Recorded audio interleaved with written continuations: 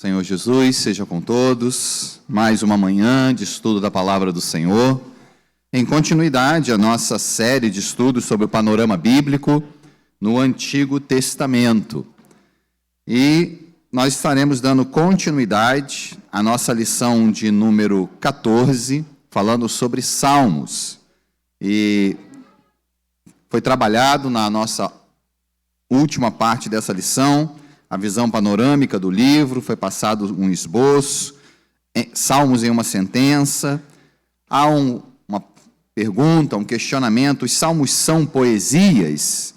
E foi falado sobre as figuras de linguagem, foi falado sobre também as anotações musicais, e hoje nós vamos avançar um pouquinho, além da aplicação pessoal, nós vamos trabalhar o tópico 5, que é o tom define o assunto, tópico 6, e na conclusão nós vamos trabalhar um pouco mais hoje também.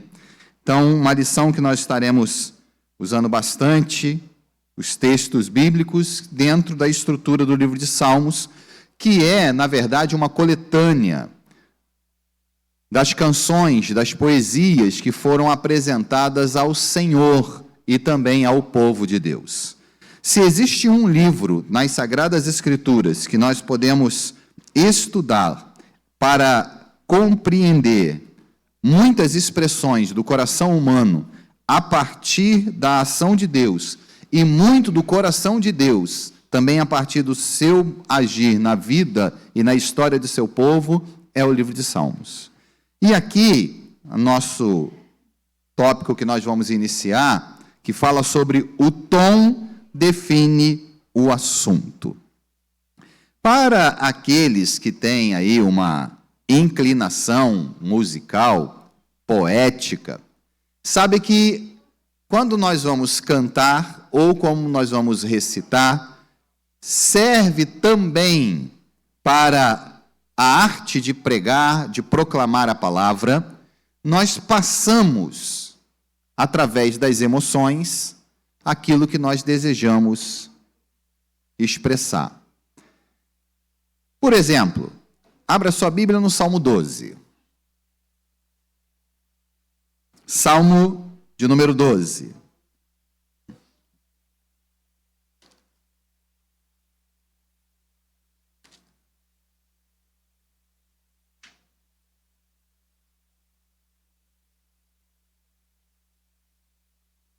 E eu gostaria que, se possível, aí mesmo, do seu lugar, pelo menos 3 irmãos pudessem, ou irmãos ou irmãs, pudessem ler o versículo 1. Salmo 12, 1. Um irmão lê, depois outro irmão ou irmã, pelo menos 3, aí mesmo onde você está, pode ler o versículo 1 do Salmo 12, por favor.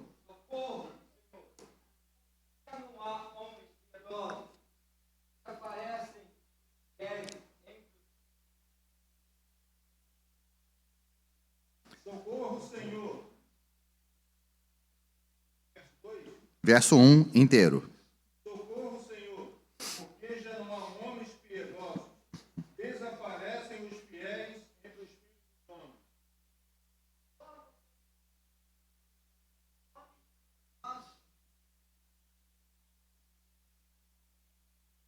Quantos aqui já precisaram pedir socorro?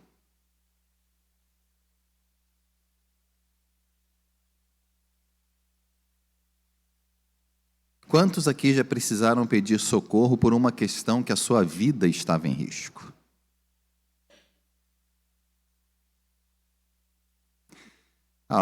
Alguém aqui já ligou 193 para pedir socorro para o bombeiro? Seja por si ou por outros.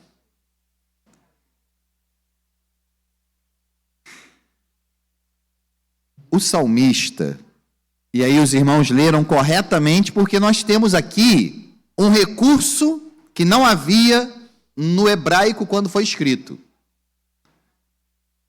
É esse ponto de exclamação. Foi colocado depois, porque entende-se que há uma expressão forte do coração do salmista ao escrever esse início de versículo. Esse salmo é um salmo de lamento. E se nós continuarmos a ler, nós vamos encontrar um lamento da alma do salmista pela sua realidade e pelas circunstâncias que o cercam. O salmo de lamento é um pedido de ajuda e socorro, mas que termina com louvor e confiança. Porque a circunstância é difícil. A condição da alma do salmista é desespero. Mas, quando nós lemos salmos de lamento, nós vamos encontrar essa realidade. O socorro, a angústia, mas há uma questão interessante. O livro dos Salmos, ele expressa em muitos momentos, através dos salmos de lamento, o coração do salmista, as circunstâncias que o cercam, a realidade do seu povo muitas vezes, mas ele sabe a quem pedir. E a quem ele pede socorro? Socorro, Senhor. Quando ele pede socorro ao Senhor, ele sabe que o Senhor pode socorrê-lo. Por isso que o Salmo, ele é trabalhado com uma expressão da realidade do coração de lamento do salmista pela sua vida, pelas suas circunstâncias, mas ele sabe em quem ele confia.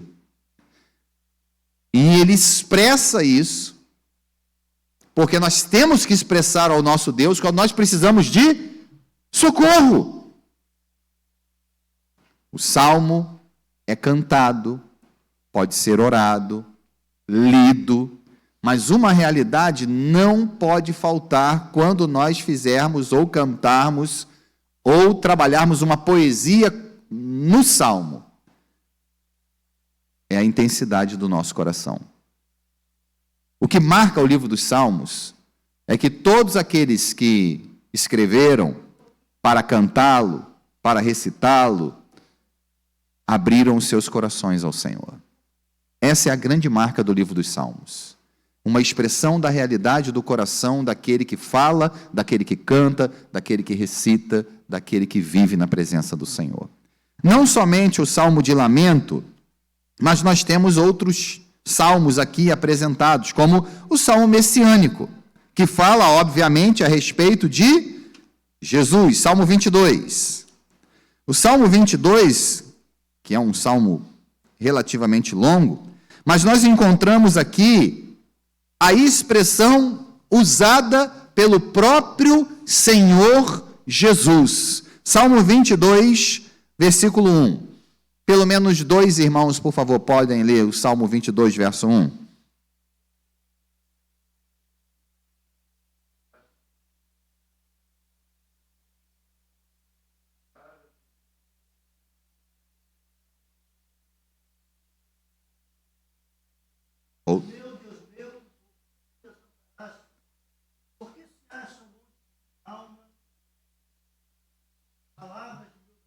Essas palavras foram usadas, a primeira parte desse versículo, por quem? Quem usou essas palavras? Jesus. Quando esteve ali, cumprindo esse salmo profético, esse salmo que falava do Messias. Quando nós vamos ler aqui os versículos 30 e 31 desse salmo, e depois, é claro que vocês já leram ou estarão lendo depois em casa o salmo, diz assim: a posteridade o servirá, falar-se-á do Senhor à geração vindoura, hão de vir anunciar a justiça dele, ao povo que há de nascer, contarão que foi ele quem o fez. Os salmos messiânicos, eles trabalham a respeito do Messias que viria. E nós sabemos que o Messias que viria, e já veio, e voltará, é Jesus, Jesus de Nazaré, o Cristo de Deus. Nós temos alguns salmos que são salmos didáticos, usados para ensinar, expressam realidades reveladas pelo Senhor, como o Salmo 32. Salmo 32.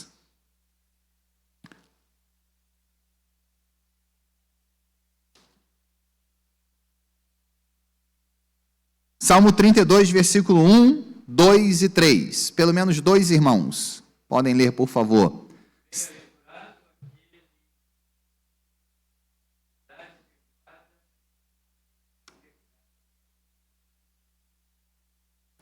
Verso 2 e 3, por favor, pastor.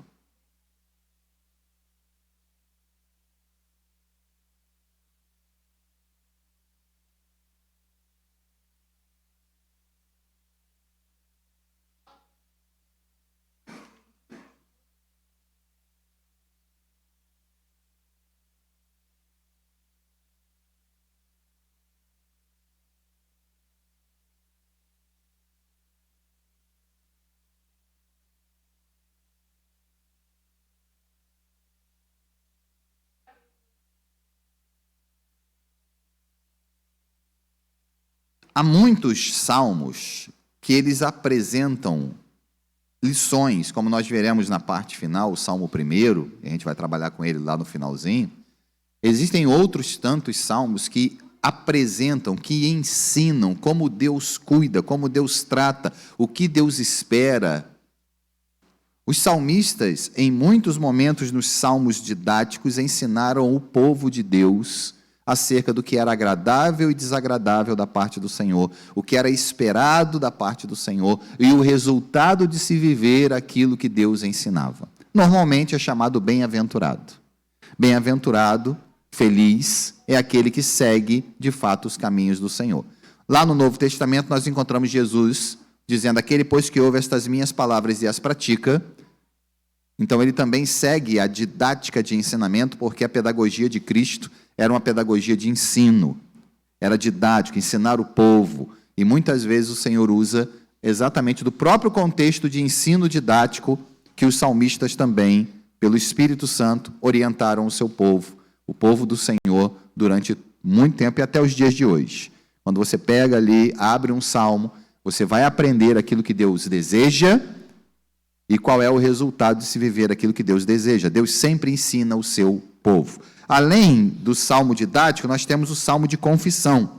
E claro que o salmo de confissão, o grande salmo utilizado de confissão, associado a um grande pecado, é o Salmo 51. No Salmo 51, muito conhecido, nós encontramos aqui a realidade da confissão, nada mais, nada menos do que Davi, quando ele foi confrontado pelo profeta acerca do seu pecado. E veja que ele apresenta ao Senhor uma confissão, e todo o salmo apresenta essa realidade de confissão. O salmo de confissão, ali é o requisito para louvar a Deus de verdade, porque a confissão, ela envolve a consciência do seu pecado e a consciência da santidade de Deus. Nós não confessaríamos os nossos pecados ao Senhor se Deus não fosse plenamente santo. Na consciência da santidade de Deus, foi com que Davi, diante dele, disse: eu pequei contra ti tão somente pequei. Deus nos ensina que nós temos que confessar os nossos pecados uns aos... Aí alguém pergunta: mas o outro não é tão santo quanto Deus. Mas a presença do Senhor, santificando o seu povo, o Espírito que habita em nós, manifesta a mesma graça que nós mesmos recebemos quando confessamos os nossos pecados ao Senhor. É uma dinâmica pouco usada na igreja, confessar os nossos pecados uns aos outros para que sejamos curados. Mas o salmo de confissão é uma prática trabalhada por Deus no coração de Davi, aqui no caso do 51, que ensina o povo a abrir o seu coração, mesmo diante dos piores pecados cometidos, a um Deus que pode e deseja nos perdoar e restaurar. Salmo 51, versículo 1, diz assim: compadece-me de mim, ó Deus, segundo a tua benignidade, segundo a multidão das tuas misericórdias, apaga as minhas transgressões. Lava-me completamente da minha iniquidade e purifica-me do meu pecado. Versículo 10. Cria em mim, ó Deus, um coração puro e renova dentro de mim um espírito inabalável. Os salmos de confissão foram deixados para que o Espírito Santo nos ensine como nos apresentar diante de Deus, para louvá-lo, mas com a necessidade de abrir o nosso coração e, de fato, recebermos o perdão do Senhor. O resultado disso ele expressa no versículo 19. Então, se te agradarás dos sacrifícios de justiça, dos holocaustos e das ofertas queimadas sobre o teu altar, se oferecerão novilhos. Porque Davi compreendeu que não tem como adorar ao Senhor sem que primeiro não seja purificado o seu coração. E para isso é necessário que você abra o seu coração, se arrependa e de fato peça perdão ao Senhor. Além do salmo de confissão, o salmo de testemunho. O salmo de testemunho, ele é utilizado na estrutura do livro dos Salmos como aquele que conta o que Deus havia feito na vida do seu povo. Como, por exemplo, o Salmo 126, que você pode folhear aí, sua Bíblia. Salmo 126. E aqui nós temos uma realidade histórica. E nós vamos ler aqui de forma responsiva. Eu estarei lendo os versículos ímpares, a congregação os pares. Salmo 126. Quando o Senhor restaurou a sorte de Sião, ficamos como quem sonha.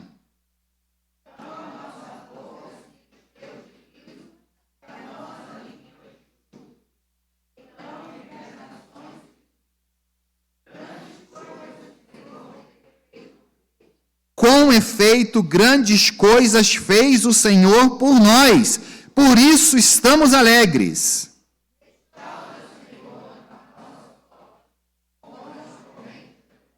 Os que com lágrimas semeiam, com júbilo ceifarão.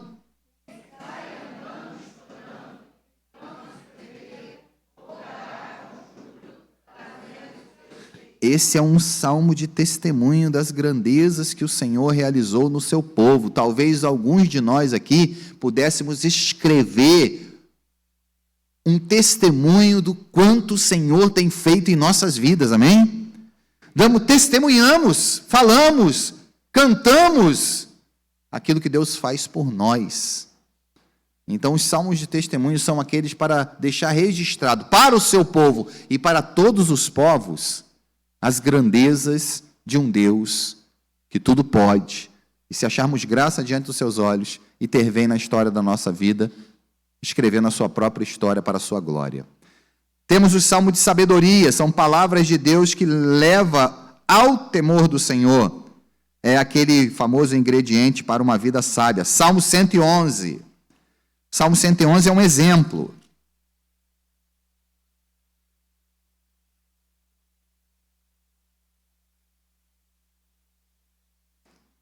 E o Salmo 111 diz assim: Aleluia, de todo o coração renderei graças ao Senhor na companhia dos justos e na assembleia. Grandes são as obras do Senhor, consideradas por todos os que nelas se comprazem. Em suas obras, a glória e majestade, e a sua justiça permanece para sempre. Ele faz memoráveis as suas maravilhas, benigno e misericordioso é o Senhor. Dá sustento aos que o temem, lembrar-se-á sempre da sua aliança. Manifesta ao seu povo o poder das suas obras, dando-lhe herança das nações. As obras de suas mãos são verdade e justiça, fiéis todos os seus preceitos. Estáveis são eles para todo sempre, instituídos em fidelidade e retidão. Enviou o seu povo a redenção, estabeleceu para sempre a sua aliança. Santo e tremendo é o seu nome. O temor do Senhor é o princípio da sabedoria. Revelam prudência todos os que o praticam. O seu louvor permanece para sempre. Há também salmos que são chamados salmos de peregrinação. Aí é interessante, né? Eu achei muito interessante quando eu comecei a observar e dar uma lida rápida, uma estudada rápida sobre salmo de peregrinação. E aí, eles são verdades que o povo canta durante as viagens aos cultos em Jerusalém. E aí nós temos o Salmo 133. E esse, extremamente conhecido, não é? Então, vamos lá. Toda a igreja pode, são apenas 3 versículos, não vamos cantá-lo, mas nós vamos ler o Salmo 133, todos juntos. Ó...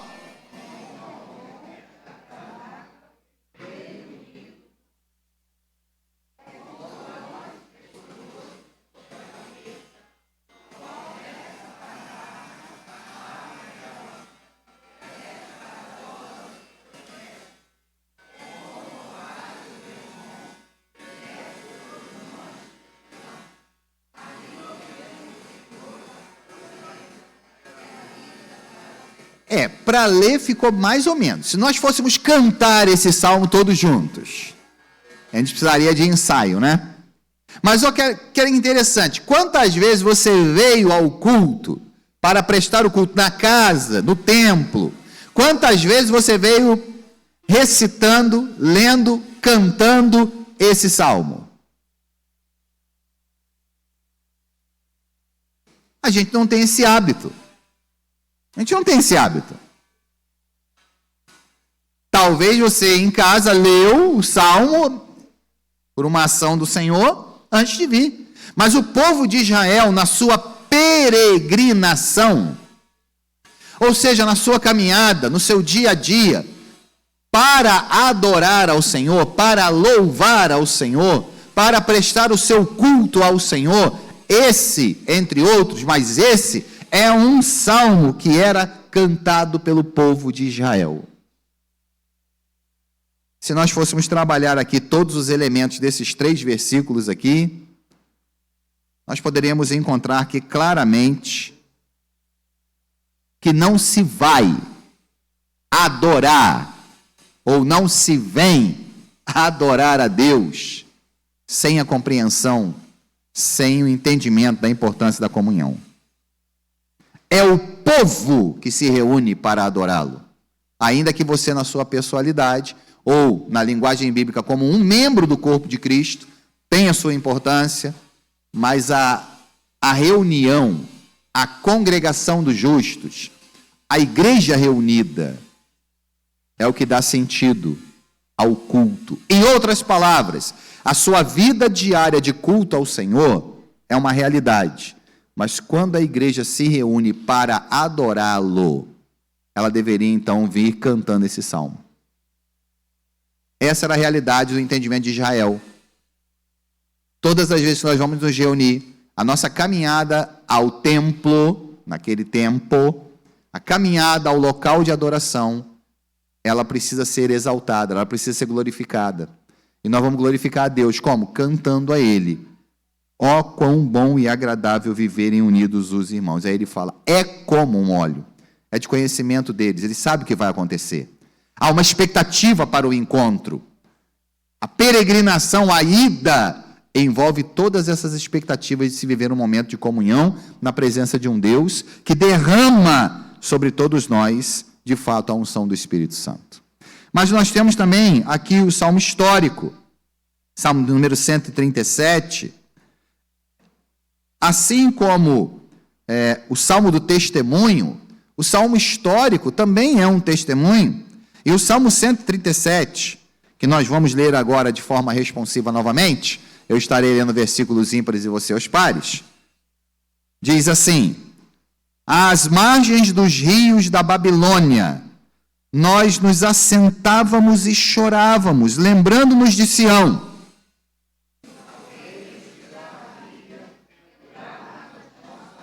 Pois aqueles que nos levaram cativos nos pediam canções, e os nossos opressores que fôssemos alegres, dizendo, entoai-nos algum dos cânticos de Sião.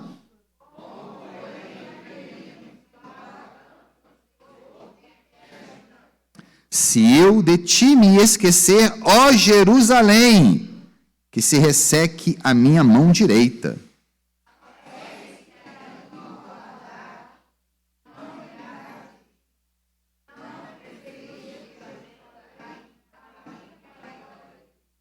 contra os filhos de Edom, lembra-te, Senhor, no dia de Jerusalém, pois diziam, arrasai-a, arrasai-a até aos fundamentos.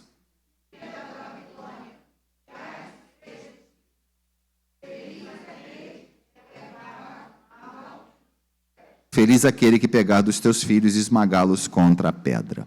Um salmo que apresenta uma realidade também histórica do povo durante seu período ali no cativeiro da Babilônia. Então nós temos aqui alguns dos salmos, e o livro dos salmos ele é dividido de várias formas. O povo de Israel divide por livros, quantidade de livros, às vezes a estrutura ela é dividida como aqui apresentou o nosso autor da revista, da lição, de lamento messiânico, didático, de confissão, de testemunho, de sabedoria, de peregrinação, histórico. Agora, o que é interessante é que quando nós fazemos a leitura, talvez a maioria de nós não saiba qual é o tom que define o assunto do Salmo.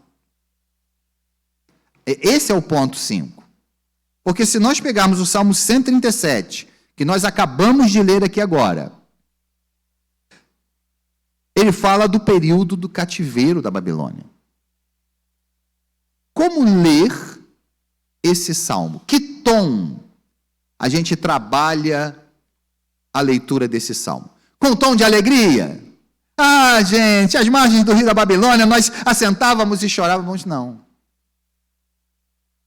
Cada um dos salmos, ele tem um tom, ou seja, ele tem uma expressão do coração, da consciência do salmista, direcionado, inspirado pelo Espírito Santo, mas que marca o tipo de leitura que nós temos que fazer. Porque se tem algo que é maravilhoso no livro dos Salmos, é que a gente, quando lê, e lê entendendo o tom, a gente começa a participar daquele sentimento, começa a participar daquela realidade, porque a palavra passa a se tornar viva dentro de cada um de nós, mesmo ela apontando para uma realidade de séculos e até milênios atrás. É o poder vivo da palavra viva de Deus. Quando nós começamos a ler, quando nós começamos a entender o tom de cada um dos salmos, nós não vamos fazer uma leitura superficial. Nós não vamos ler porque alguém pediu para a gente ler, porque faz parte da liturgia do culto ler, porque a igreja participa de uma leitura responsiva. Mas haverá emoção, haverá compreensão, haverá identificação com o Salmo. Porque quando a gente lê o Salmo 23, não tem como nós não estarmos ali, pelo menos na nossa mente, no coração, junto com o salmista. Quando nós lemos o Salmo 91, de fato, nós nos identificamos por muitas realidades que vivemos e que foi vivida pelo salmista, e aí a emoção, os sentimentos, a mente, a alma, ela passa então a ter um momento especial com o Senhor, numa leitura de um salmo. Então é muito importante para a nossa lição aqui, que fala sobre a panorâmica bíblica do livro dos Salmos, é que o tom de cada salmo define o seu assunto. Então, quando os irmãos forem agora direcionados pelo Espírito Santo a fazer uma leitura de salmos, qualquer salmo que seja, faça uma pesquisa. Qual é o tom? Às vezes o tom fica claro, mas às vezes nós precisamos estudar, e é para isso que nós temos a Escola Bíblica Dominical, e é para isso que a gente tem os estudos bíblicos que tanto nos ajudam. Observe que há muitas lições além do louvor, porque normalmente nós falamos que o livro dos Salmos é o livro do Cântico de Israel, está correto, mas não é apenas uma questão de como cantar, como louvar, ainda que o cântico, o louvor, trabalha bem a expressão dos sentimentos, mas ele trabalha alguns ensinamentos maravilhosos, como por exemplo, o caminho do sucesso. Irmãos, para quem é o caminho do sucesso? Os salmos dizem que é o caminho dos justos. Nenhum ímpio prevalecerá permanecerá na presença do Senhor. Talvez em um tempo em que um evangelho que é pregado como caminho do sucesso é o quanto você alcança êxitos nos seus projetos pessoais, o caminho do sucesso para a vida do homem é se tornar justificado em Cristo Jesus.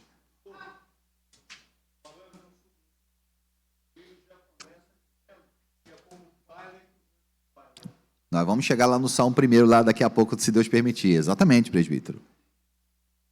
Nenhum ímpio, por mais sucesso que ele tenha, no ponto de vista humano, por mais que ele tenha alcançado êxitos nos seus projetos pessoais,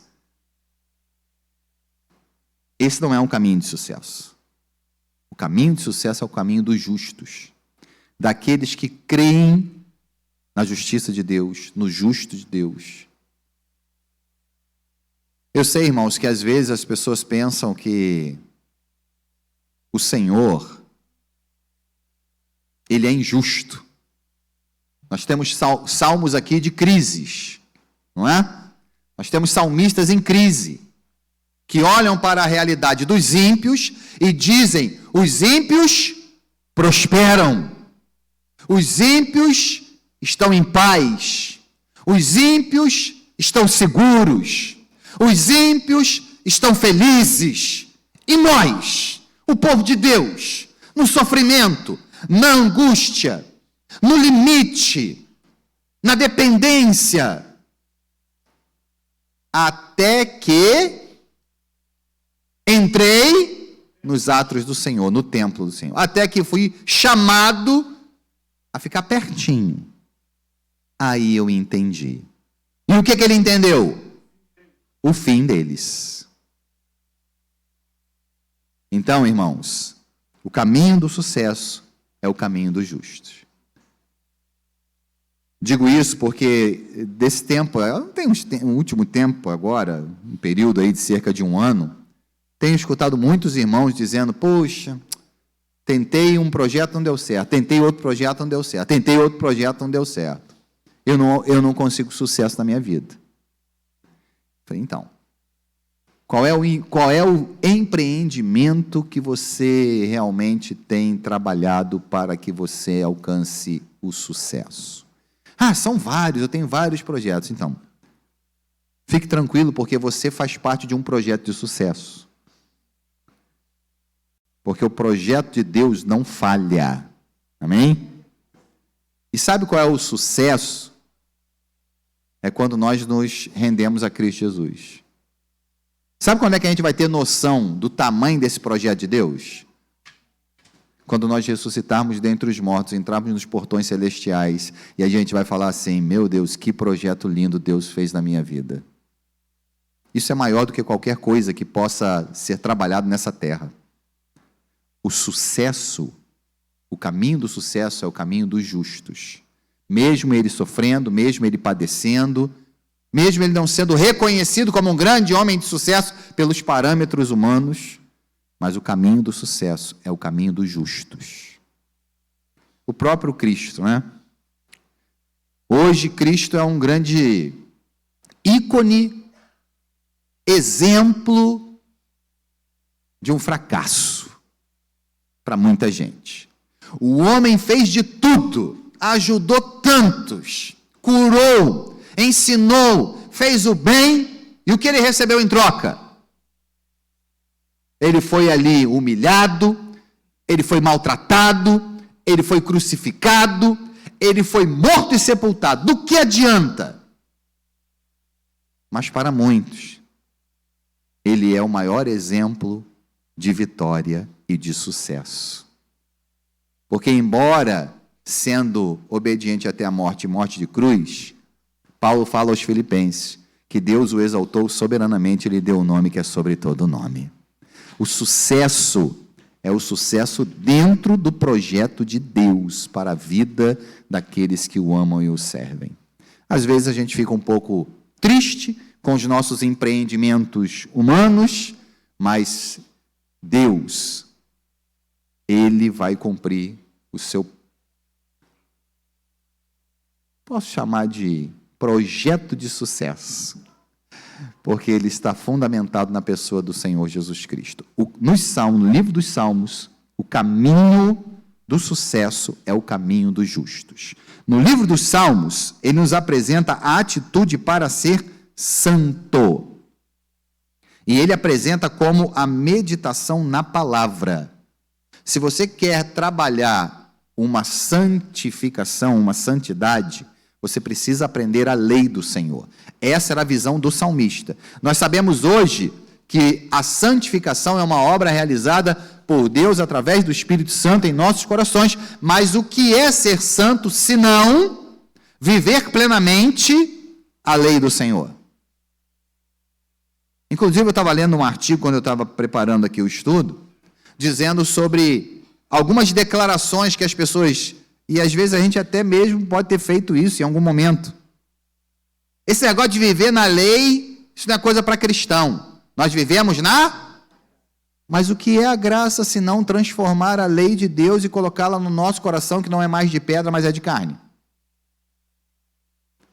Às vezes o tipo de declaração, não vivemos mais na lei, não queremos mais a lei não é para nós, a lei não é boa. Opa! Totalmente errado ao que a Bíblia nos ensina e o que o próprio Jesus nos ensinou.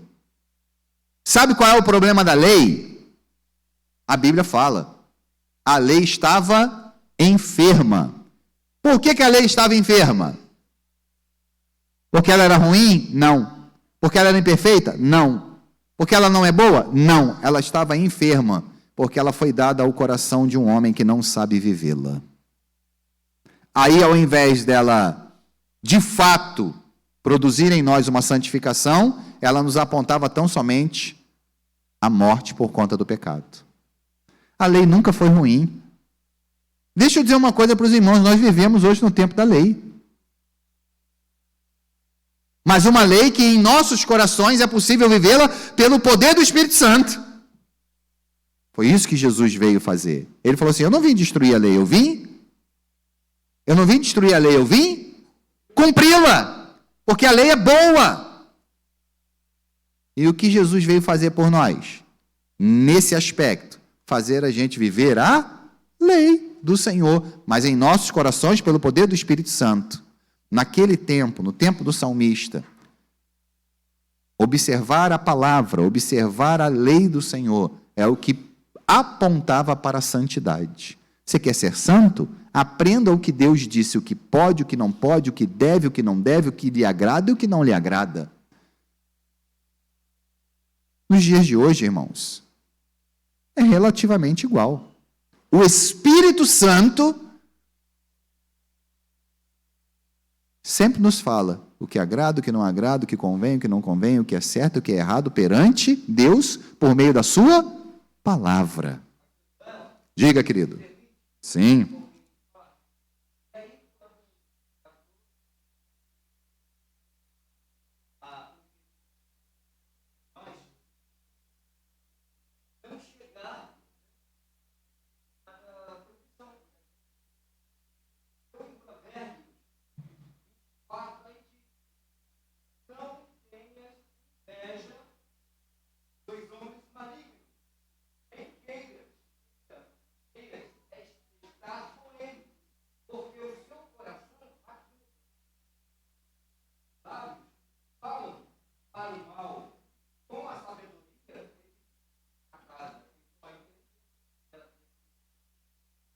E é essa realidade que nós precisamos aprender na palavra. A palavra nos ensina isso. A palavra nos ensina como devemos nos portar, o que devemos buscar.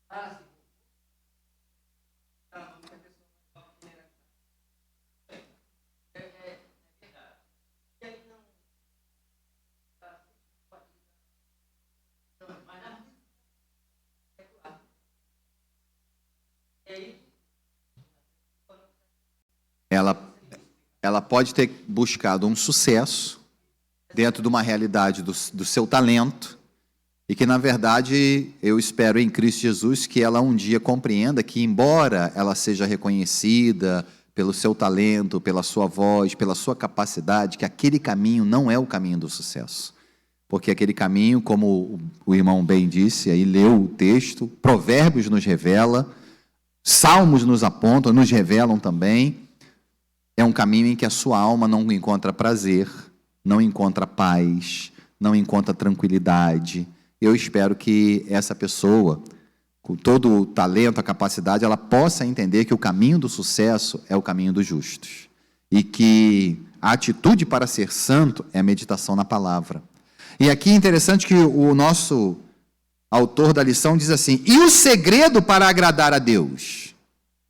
Porque você medita na palavra do Senhor, mas estamos agradando a Deus ou não? E aí ele fala que o segredo para agradar a Deus é aquilo que nos Salmos nos ensinam como santidade. Por isso que Deus fala, sede santo, porque há uma relação agradável entre o Deus santo e o homem pecador aprendendo a ser santo por intermédio da palavra, da lei e da ação do Espírito Santo em seu coração.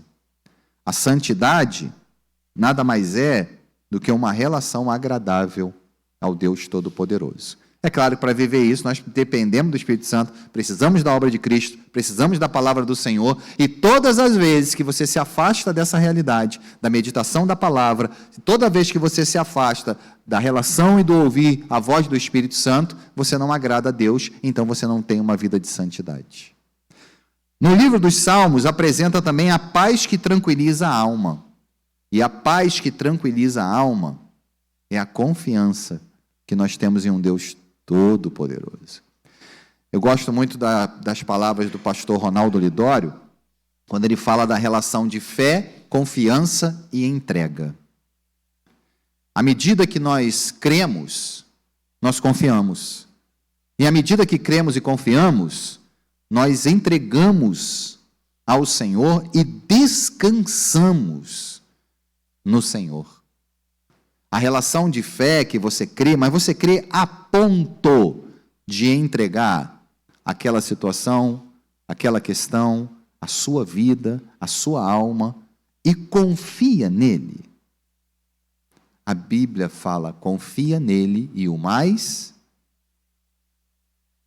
Então essa relação é muito interessante. Muitas vezes nós encontramos no livro dos Salmos uma paz que surge na expressão, na declaração do salmista, em meio a muitos problemas, perseguições, aflições, angústia, desespero, mas a confiança nele, no Deus que tudo pode, faz com que ele passe a ter paz que tranquiliza a alma.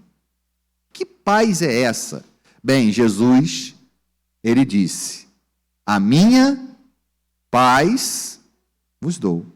Não vou lá dou como o mundo a dá. Essa paz que tranquiliza a alma, ela também é a expressão de plena confiança no Deus Todo-Poderoso. No livro dos Salmos nós vamos encontrar muitos momentos. Uma convocação a Deus, a convocação ao povo para confiar. E quando você confia, a sua alma se tranquiliza. Mas para confiar, você precisa crer e precisa entregar. Tem muita gente que fala assim, não, eu confio em Deus, mas não entrega plenamente a Ele a questão. Por isso não tem tranquilidade de alma. Tem gente que fala, eu entrego a Deus, mas estou aflito. Quando você confia, crê a ponto de entregar e descansar, descansar não é inércia. Talvez você precise descansar caminhando, descansar fazendo a obra, descansar chorando. Mas você tem uma tranquilidade de alma. A paz tranquiliza a alma, porque ela está totalmente relacionada à confiança que nós temos no Senhor. E também nós temos a oração que Deus ouve. Qual é a oração que Deus ouve? Aqui, no livro dos Salmos, é aquela que é feita com sinceridade e com fé. É muito interessante porque, às vezes, nós pensamos que o tom da oração, o nosso tom na oração é que vai ser ouvido. Não é? A nossa capacidade intelectual em escolher bem as palavras, e aí ela será ouvida. Quando, na verdade, o livro dos Salmos diz que a oração que Deus ouve é aquela que é sincera e é aquela que é feita com fé. E aí são inúmeros salmos que a gente pode depois ler e recitar. Os salmos no Novo Testamento.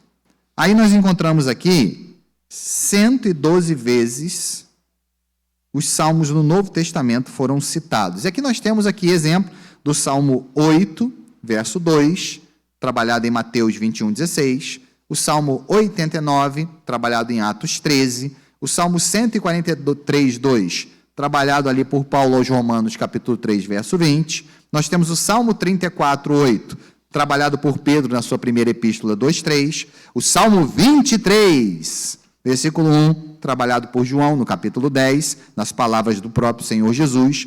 O Salmo 2, versos 8 e 9, que é apresentado ali por João ao escrever o Apocalipse no capítulo 2, versículos 26 e 27. Então, o livro dos Salmos, eles têm uma realidade que perduram, que são aplicáveis à vida da igreja.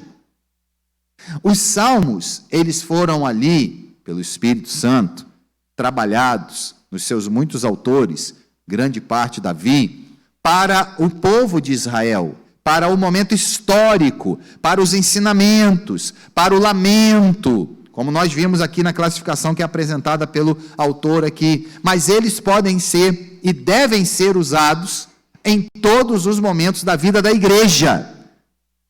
Salmos não eram só para Israel, inicialmente para Israel, mas também para a igreja. E quantos salmos não são usados também, ainda que sem compreensão plena da fé, são usados por ímpios? Tem gente ímpia que usa o Salmo 23. E eles dizem: o Senhor é meu pastor. E quantos ímpios colocam as suas Bíblias abertas até na famosa cabeceira de cama, no Salmo 91, porque querem a proteção do Senhor? Os salmos devem ser utilizados. Eu não vejo problema que um ímpio recite o Salmo 23 ou o Salmo 91. Não vejo problema nisso. Eu só sei que aquela realidade pode não ser a realidade vivida por ele. Mas, irmãos, quando eu não era cristão, alguém aqui, quando não era cristão, já tinha lido um salmo? Quando você não era cristão, você já tinha lido um salmo? E quando você leu, você sentiu algo diferente? Porque o salmo tem um tom. E esse tom também é usado pelo Espírito Santo para alcançar as pessoas. O bom seria se nós também, anunciando a palavra do Senhor, falássemos, por exemplo, do Salmo 23 para uma pessoa que não conhece a Deus. A pessoa iria ler e ela iria dizer: o Senhor é meu? Aí você perguntaria: você tem certeza disso? Porque para que ele seja seu pastor, você precisa ser? Para que ele seja seu pastor, você precisa ser ovelha do seu rebanho. Olha que mensagem evangelística. Pronto. Os salmos sempre foram usados, são e sempre serão usados para cumprir os propósitos de Deus para o seu povo, mas também pode alcançar a vida daqueles que ainda não conhecem, quando o seu povo que o conhece compartilha o salmo. Então, a igreja, ela sempre viveu a aplicação dos salmos em muitos momentos da sua vida, e é assim até os dias de hoje. Mas, como eu disse, eu quero trabalhar um pouquinho mais na conclusão, né? Então, nós temos aqui a conclusão, uma conclusão simples. Viu? Viu? É aqui o autor perguntando para a gente, ó, viu? Apesar de ser grande e ter variedade em todos os sentidos, não é difícil compreender os salmos e aplicá-los à vida. Vocês agora estudaram um panorama bíblico E é só um panorama, não é nem um estudo profundo sobre Salmos, mas é um panorama. Então, quando nós lemos, estudamos o livro dos Salmos, é uma riqueza para que a gente viva compreendendo em cada tom da vida o momento em que Deus trabalha em nossos corações. Aproveite a semana com os salmos, leia, medita, quem sabe você até compõe uma música, já que a palavra salmo significa música para ser cantada com instrumento de cordas.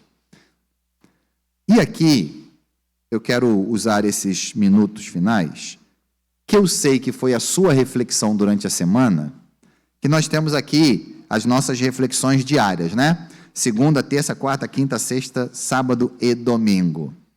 Salmo 1. Abra sua Bíblia no Salmo 1.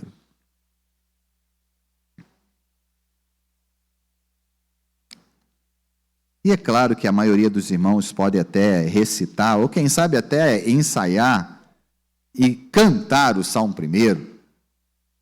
Pena que a gente não tem a melodia quando ele foi ali escrito, né? Mas o Salmo 1, há uma pergunta: qual a principal atitude que marca a vida de um justo? Qual a principal atitude que marca a vida de um justo? Porque se nós vemos aqui que o caminho do sucesso é o caminho dos justos, qual a principal atitude que marca a vida de um justo? E você leu o Salmo 1, não leu? Pelo menos era a leitura de segunda. Então você pode me responder, pode nos responder, pode nos ajudar a construir essa resposta. Qual é a principal atitude que marca a vida de um justo expressada no Salmo 1? Então olha para mim não, gente, olha para o Salmo. E o Salmo é quem vai te dar essa resposta. Qual seria a principal atitude que marca a vida de um justo? Aí no Salmo 1.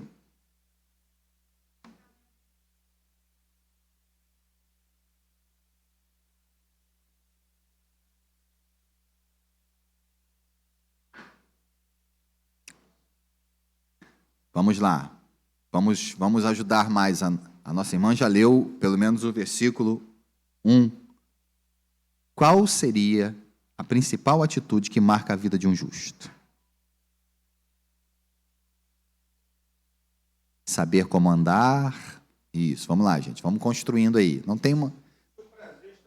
O seu prazer está na lei do Senhor. É muito difícil a gente entender aqui o Salmo. Qual é o tom do Salmo?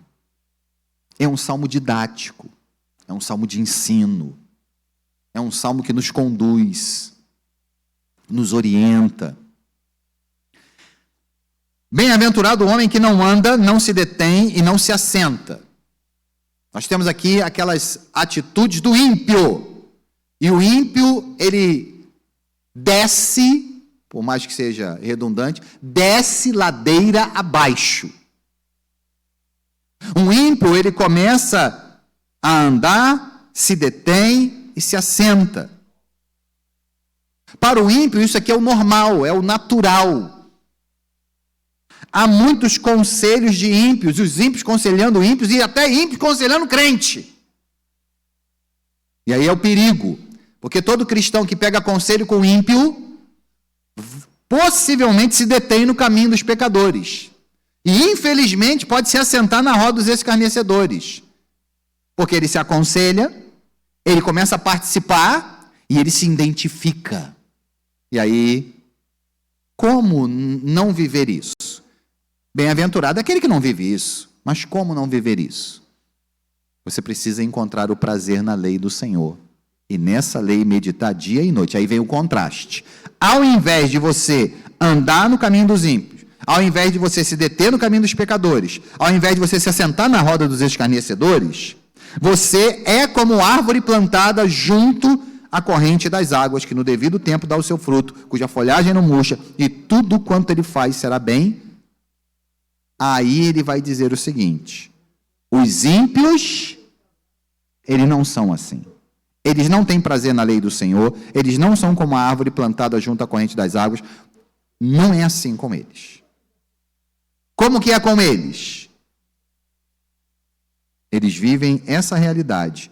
Sempre andam nos seus conselhos, sempre detêm no caminho de pecadores e são, de fato, aqueles que formam a roda dos escarnecedores, da qual ou das quais eu já fiz parte. Até que o Senhor Jesus ali me resgatou. Assim como todos nós, amém? Então nós encontramos aqui a atitude que é encontrar o prazer na lei do Senhor e meditá-la dia e noite, para que não sejamos como os ímpios. Porque os ímpios são como a palha, e aí foi mencionado pelo nosso presbítero, como a palha que o vento... E o que vai acontecer com eles no versículo 6? Mas o caminho dos ímpios perecerá. Então, qual a principal atitude que marca a vida de um justo apresentado pelo Salmo 1? Nós temos muitas realidades no caminho de um justo apresentado em toda a Bíblia, mas no Salmo 1 é encontrar o prazer na lei do Senhor e meditar nela dia e noite. Salmo 13, que você leu na terça-feira. Então a gente não precisa ler o Salmo todo, você já leu? Salmo 13.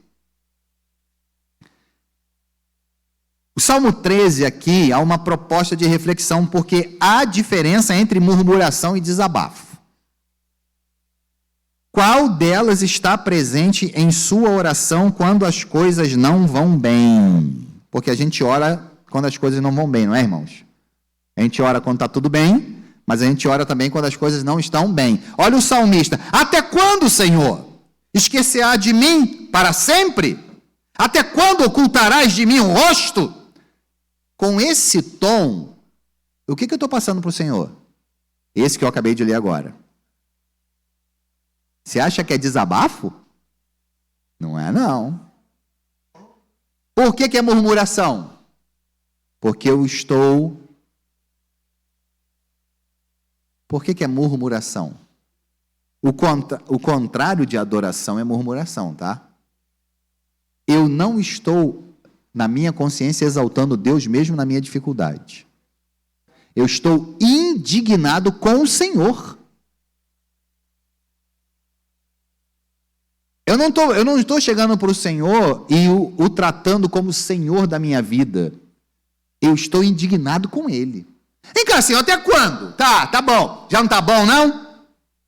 Não é suficiente para o Senhor, não, todo esse meu sofrimento, essa minha angústia, esse meu desespero? Até quando, Senhor?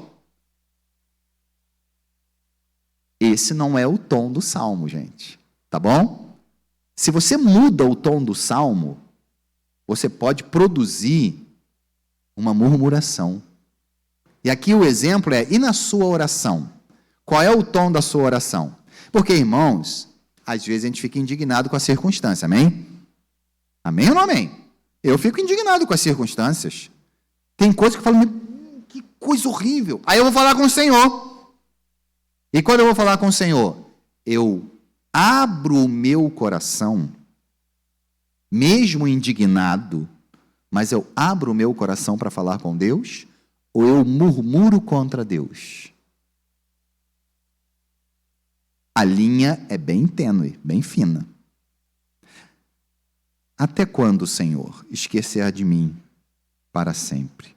Até quando ocultarás de mim o rosto? Até quando estarei eu relutando dentro da minha alma com tristeza no coração cada dia? Até quando se erguerá contra mim o meu inimigo? Atenta para mim, responde-me, Senhor, Deus meu.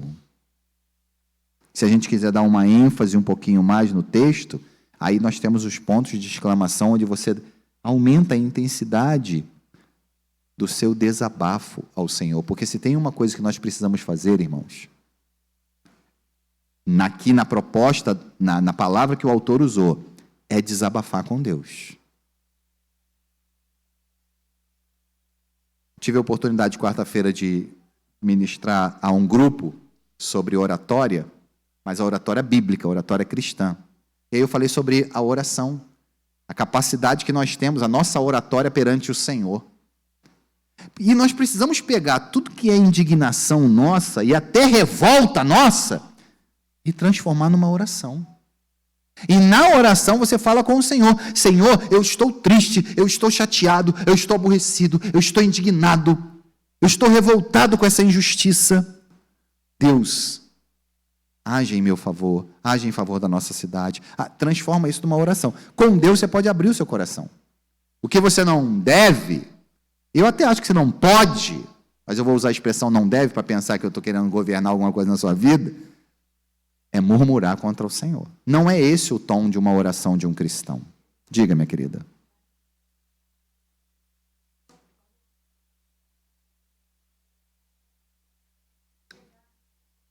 Sim. Agora imagine se nós aprendêssemos o tom para falar com o outro. Olha que legal. Imagine que a gente, usando o tom correto para falar com Deus, todas as vezes que nós fôssemos falar com o outro, na nossa indignação com o outro, entendêssemos qual é o tom que Deus espera que a gente fale. A gente aprende com os salmos. Há diferença entre murmuração e desabafo. Olha, irmãos, eu já presenciei oração de murmuração inúmeras vezes. O tom ficou claro, a pessoa estava revoltada com Deus. E faz uma oração pública ainda. É complicado, né? Mas você também, eu já tive muitas vezes, e já fiz também algumas delas, orações de desabafo. Algumas públicas. De indignação, de revolta, mas não contra Deus. Porque se há maldade, se há pecado, eu afirmo que Deus não trabalha para que isso aconteça. Quando morre um ente querido, a gente tem que desabafar com o Senhor. Senhor, está doendo. Senhor, eu não queria que o Senhor o levasse. Mesmo ele enfermo, mesmo ele doente, mesmo ele em coma, eu queria que ele ficasse aqui. Isso você pode falar com o Senhor. Até mesmo porque Ele já sabe a realidade do teu coração. Agora, você chegar e murmurar contra Ele, o Senhor não é Deus que me ama, porque se eu me amasse de verdade, o Senhor... Tenha cuidado com isso. Sim, eu também presenciei, meu irmão.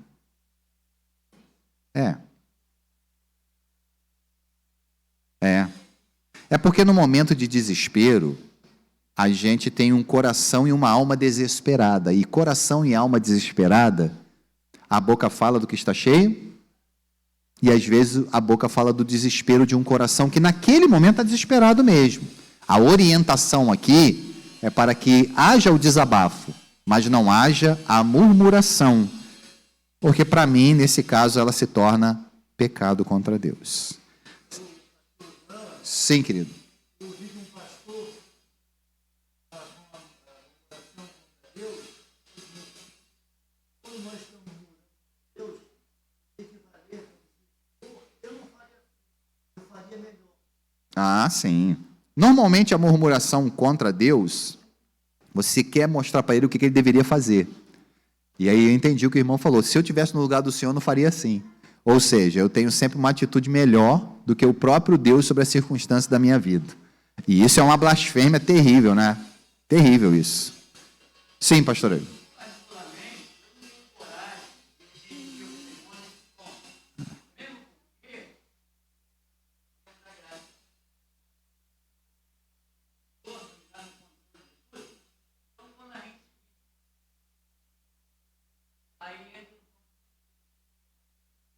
E aí você não confia.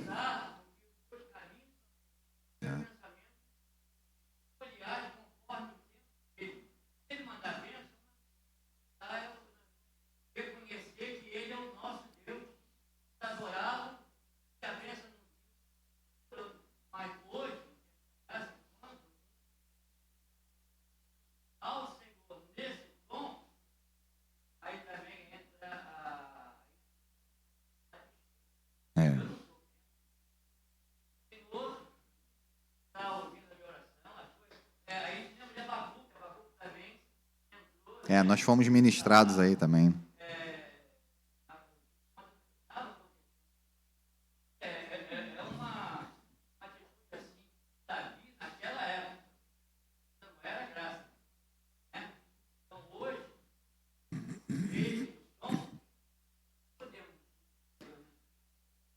Eu acho interessante, irmãos. Eu acho que todos aqui já viveram ou poderão ainda viver isso.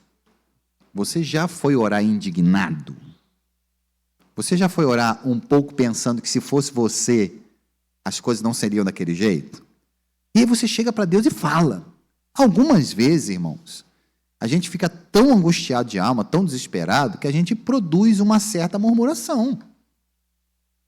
Mas o que eu acho lindo no Senhor é que Ele trata a gente como aquele filho que vem, que pensa que sabe o que é melhor, que apresenta qual seria a atitude correta, que fica indignado quando o pai lhe diz não, escuta até mesmo o filho dizendo, o senhor não me ama, mas o pai sabe que ainda é um filho, e começa então, conotação positiva da minha expressão, coloca o filho no lugar dele.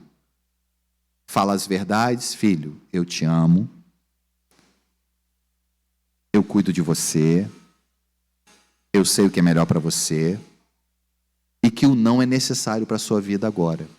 Todas as vezes que a gente realmente se coloca diante do Senhor e começa esse diálogo, ainda que com um tom errado, Deus tem sido gracioso conosco e nos faz terminar normalmente aquela oração no tom certo.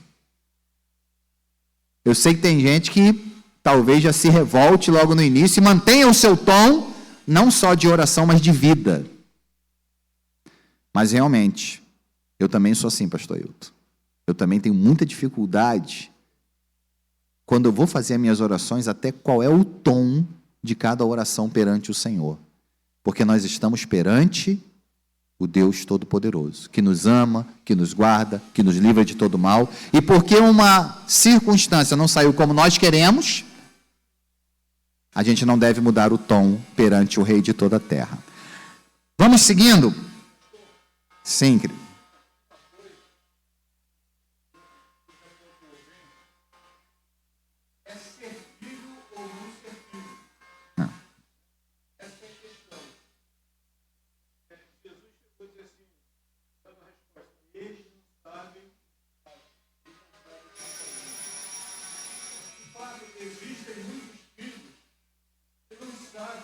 O que estão fazendo?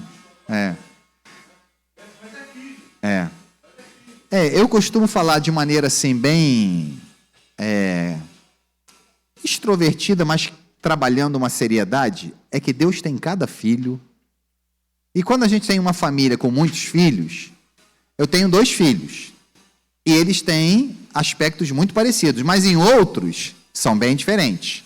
Falando de tom, maneira de falar, o meu filho mais velho tem uma maneira de falar, um tom de falar. O meu mais novo, não.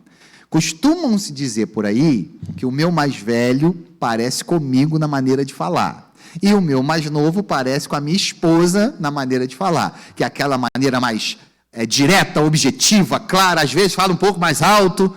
E o meu mais velho já é mais tranquilo, fala assim, né? Então, esse tom são filhos. São filhos. E realmente Deus tem cada filho com tons diferentes até para falar com ele. Mas o que não deve acontecer é esse tom ser um tom de murmuração. Que Deus sempre nos ajude para viver essa realidade com ele. Salmo 29, você acha difícil ouvir a voz de Deus? Porque tem gente que fala, está tão difícil ouvir a voz de Deus, eu quero ler com os irmãos o Salmo 29. E na nossa Bíblia aqui, nós temos um título para o Salmo 29. A voz de Deus na... Tributai ao Senhor, filhos de Deus, tributai ao Senhor glória e força. Tributai ao Senhor a glória devida ao seu nome. Adorai o Senhor na beleza da santidade. Ouve-se a sua voz, ouve-se a voz do Senhor sobre as águas. Trovejo, Deus da glória, o Senhor está sobre as muitas águas. A voz do Senhor é poderosa, a voz do Senhor é cheia de majestade, a voz do Senhor quebra os cedros. Sim, o Senhor despedaça os cedros do Líbano.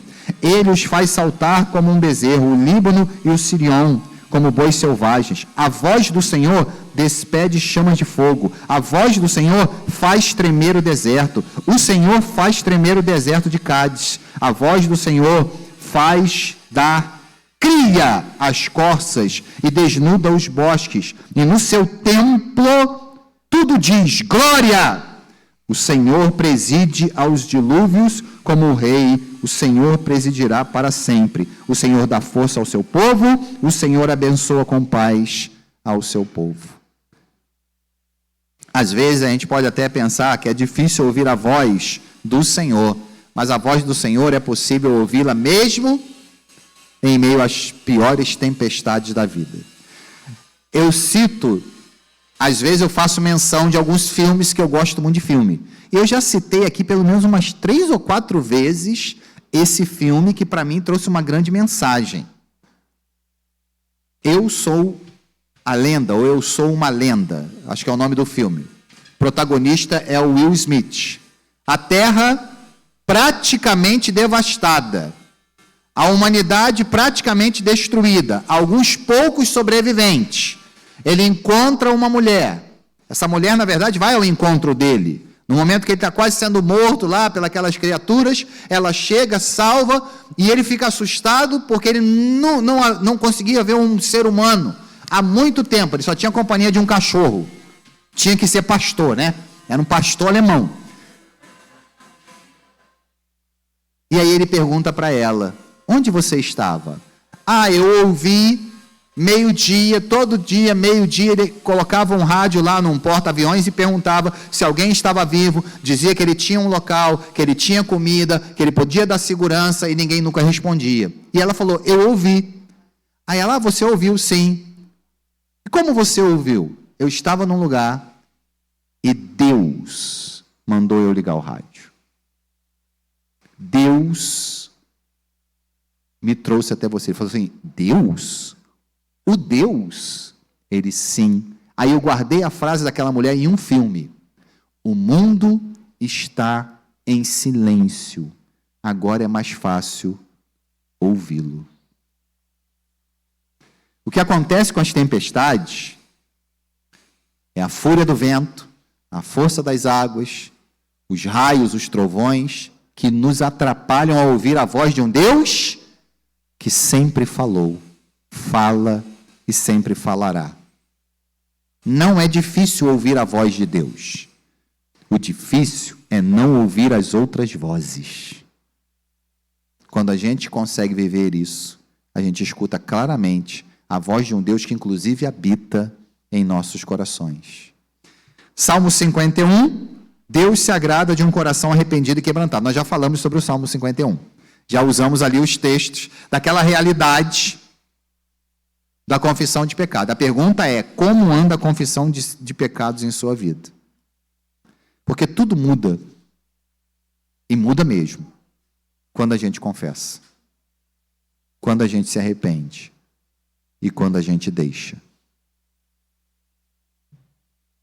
Os salmos também apresentam uma dinâmica de uma oração que Deus ouve. E aqui, como a gente leu aqui, lá no tópico 5, a oração que Deus ouve é a sincera e feita com fé. Para ser sincera, ela precisa não ter cera. Aí o pastor Eliabe já explicou para a gente um tempo atrás qual é a ideia do sincera, sem cera. Não é? Uma realidade de fato do que é. E para isso nós temos que muitas vezes apresentar a Deus o pedido de perdão dos nossos pecados. Salmo 131. Sim, depender de Deus. Será que você está pronto para declarar que o Senhor lhe basta? Quero ler com os irmãos o Salmo 131. Salmo 131. O Salmo 131 tem essa proposta. A declaração do salmista nesse salmo é: Senhor, não é soberbo o meu coração, nem altivo o meu olhar. Eu não ando à procura de grandes coisas, nem de coisas maravilhosas demais para mim. Pelo contrário, fiz calar e sossegar a minha alma, como a criança desmamada se aquieta nos braços de sua mãe, como essa criança é a minha alma para comigo. Espera, ó Israel, no Senhor, desde agora e para sempre. Você está pronto para declarar que o Senhor e só o Senhor lhe basta? Usando a analogia da criança que ainda mama, qual é o local que ela se sente mais seguro? Qual é o local que ela dorme? Normalmente é nos braços da mãe, local de segurança, local de tranquilidade. Para ela, o que ela precisa mais ali naquele momento? Mais nada. Ela está alimentada, ela está segura, protegida, ela descansa. Assim, o salmista diz que deve ser a alma do ser humano para com o seu Senhor. Irmãos, quantos procuram grandes coisas e muitas delas maravilhosíssimas para nós e não têm tranquilidade em sua alma? Sabe o que é suficiente para a sua vida, irmãos? Sabe o que é suficiente para a minha vida? Deus. Sabe quando que a gente vai entender isso? Quando a gente tiver acabado de se alimentar e repousar nos braços do Senhor. Aí a gente vai falar assim, não preciso de mais nada nessa vida. Ainda que se Ele quiser me dar, presentear, a gente recebe como bênção. Mas sabe o que é necessário para nós? Só o Senhor, nada mais. E concluo no Salmo 142, podemos pedir socorro por meio da oração. Quer ver? Salmo 142. Nós então estaremos concluindo, fazendo a leitura responsiva desse salmo. Na nossa leitura do relatório, nosso versículo-chave é o Salmo 156 da lição, mas eu quero concluir com vocês, Salmo 142. Vamos ler todos juntos, eu estarei lendo os versículos ímpares e os irmãos os pares. Ao Senhor ergo a minha voz e clamo, com a minha voz suplico ao Senhor.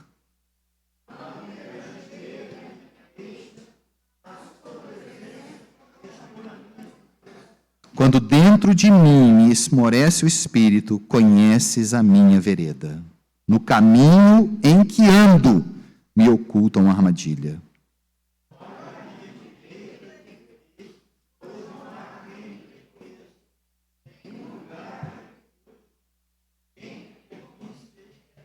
A ti clamo, Senhor, e digo, tu és o meu refúgio, o meu quinhão na terra dos viventes.